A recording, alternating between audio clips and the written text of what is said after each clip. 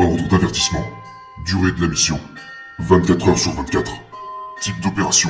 Mission solo. Petit 1. Situation. Vous risquez de vivre une vie tellement confortable que vous allez mourir sans jamais avoir réalisé votre véritable potentiel. Petit 2. Mission. Libérez votre esprit. Abandonnez votre mentalité de victime pour toujours. Prenez complètement possession de tous les aspects de votre vie. Bâtissez-vous une armure mentale indestructible. Petit 3. Exécution. Écoutez ce livre de bout en bout. Étudiez les techniques qui s'y trouvent. Relevez les 10 défis. Et répétez. La répétition renforcera votre esprit. Si vous faites ce travail de votre mieux, ça va faire mal. Cette mission n'a pas pour but de vous consoler. Cette mission a pour but de vous rendre meilleur et de vous permettre d'avoir un plus grand impact sur le monde. Pour finir, ne vous arrêtez pas lorsque vous êtes fatigué. Arrêtez-vous quand vous avez terminé. Petit 4. Classifié. Ceci est l'histoire d'un héros. Ce héros, c'est vous. Par ordre de David Goggins. Signé. Rang et service. Officier retraité de l'US Navy SEAL.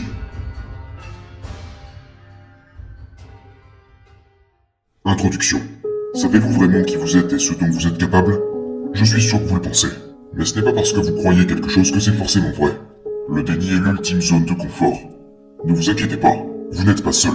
Dans chaque ville, chaque pays et aux 4 coins du monde, des millions de personnes errent dans les rues, les yeux complètement vides, accros au confort accompagnés d'une mentalité de victime, n'ayant aucune idée d'à quoi s'apparenterait leur plein potentiel. Je le sais parce que je les rencontre et les entends tout le temps, et parce que tout comme vous, j'étais l'un d'entre eux. Moi aussi, j'avais de sacrées bonnes excuses. La vie m'a joué un mauvais tour.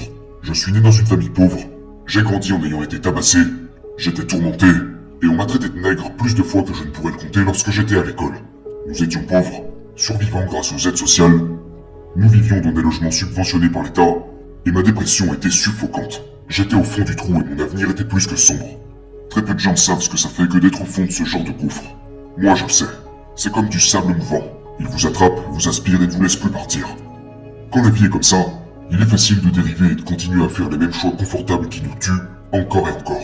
Mais la vérité est que nous faisons tous des choix qui sont liés à nos habitudes et qui nous limitent. C'est aussi naturel qu'un coucher de soleil et aussi fondamental que la gravité. Nos cerveaux sont câblés de la sorte et c'est pourquoi la motivation est à chier. Même le meilleur discours d'encouragement ou la meilleure technique d'auto-assistance n'est qu'une solution temporaire. Cela ne reconnectera pas votre cerveau, cela n'amplifiera pas vos choix et n'améliorera pas votre vie. La motivation ne change exactement personne. La mauvaise situation dans laquelle je me trouvais était bel et bien ma réalité, et c'était à moi seul de la corriger. Alors j'ai poursuivi la douleur et je suis tombé amoureux de la souffrance. En fin de compte, je suis passé du plus faible tas de merde de la planète à l'homme le plus fort que Dieu n'ait jamais créé. Du moins c'est ce que je me dis. Il y a de fortes chances que vous ayez eu une enfance bien meilleure que la mienne, et que même maintenant vous avez peut-être une vie décente. Mais peu importe qui vous êtes, qui sont ou étaient vos parents, où vous vivez, ce que vous faites pour survivre, ou encore combien d'argent vous avez, vous vivez probablement à 40% de vos capacités. Quel dommage. Nous avons tous le potentiel d'être beaucoup plus. Il y a des années, j'ai été invité à participer à un séminaire à l'Institut de technologie du Massachusetts. Je n'avais jamais mis les pieds dans un amphithéâtre universitaire en tant qu'étudiant. Je venais à peine d'obtenir mon baccalauréat et pourtant, je me trouvais dans l'une des institutions les plus prestigieuses du pays pour discuter au sujet de la force mentale avec une poignée d'autres personnes. À un certain moment de la discussion, un éminent professeur du MIT a dit que nous avons tous une sorte de limite génétique. Des limites bien solides. Un solide plafond au-dessus duquel nous ne pouvons pas aller. Qu'il y a des choses que nous ne pouvons pas faire, même si nous sommes très forts mentalement. Lorsque nous atteignons notre limite génétique, disait-il, on n'entre plus en ligne de compte. Et tout le monde dans la salle semblait accepter sa vision de la réalité, car ce professeur émérite et chevronné était connu pour ses recherches sur la résistance mentale. C'était le travail de toute sa vie. C'était aussi un tas de conneries. Et pour moi, il était juste en train d'utiliser la science pour nous tirer d'affaire. Jusque-là, j'étais resté silencieux parce que j'étais entouré de toutes ces personnes intelligentes et que je me sentais stupide. Mais quelqu'un dans le public a remarqué les expressions de mon visage et m'a demandé si j'étais d'accord. Et si vous me posez une question directe, je ne serai pas timide. Il y a une grande différence entre le fait de l'étudier et de le vivre, ai-je déclaré avant de me tourner vers le professeur. Ce que vous avez dit est valable pour la plupart des gens, mais pas à 100%. Il y aura toujours 1% d'entre nous qui seront prêts à faire le nécessaire pour surmonter les obstacles. J'ai poursuivi en expliquant ce que je savais par expérience. N'importe qui peut devenir une personne totalement différente et réaliser ce que les soi-disant experts comme lui prétendent être impossible. Avec beaucoup de courage, de volonté et un esprit forgé à toute épreuve, l'impossible devient possible.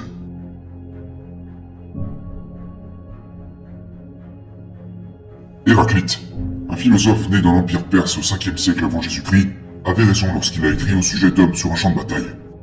Sur 100 hommes, 10 ne devraient même pas être là. 80 ne sont que de simples cibles. 9 sont de vrais combattants, mais seul le dernier est un guerrier.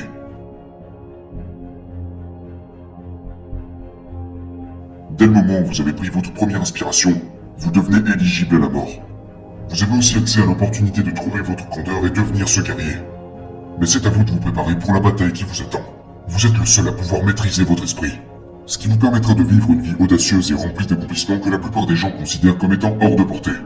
Je ne suis pas un génie comme ces professeurs du MIT, mais je suis ce guerrier. Et l'histoire que vous vous apprêtez à entendre, l'histoire de ma vie, vous montrera un chemin qui mène à la maîtrise de soi, qui vous incitera à faire face à la réalité, à vous responsabiliser, à surpasser la douleur, à apprendre à aimer ce que vous craignez, à savourer l'échec, vivre au maximum de votre potentiel, et à découvrir qui vous êtes vraiment. Les êtres humains changent grâce aux études, aux habitudes et aux histoires. À travers mon histoire, vous allez apprendre ce dont le corps et l'esprit sont vraiment capables lorsqu'ils sont poussés au maximum de leur capacité, et comment vous pouvez vous aussi y parvenir. Car lorsque vous êtes vraiment déterminé, tout ce qui se trouve devant vous, que ce soit le racisme, le sexisme, les blessures, le divorce, la dépression, l'obésité, la tragédie ou la pauvreté, devient tout simplement le carburant de votre métamorphose. Les étapes présentées dans ce livre correspondent à un algorithme révolutionnaire. Un algorithme qui fait tomber les barrières, brille avec gloire et apporte une paix durable à ceux qui l'emploient correctement.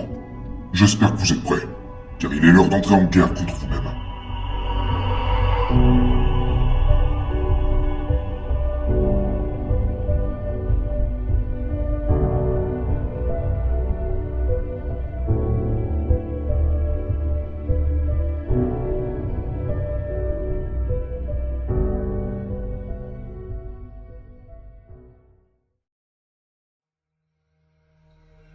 Nous avons trouvé l'enfer dans un beau quartier.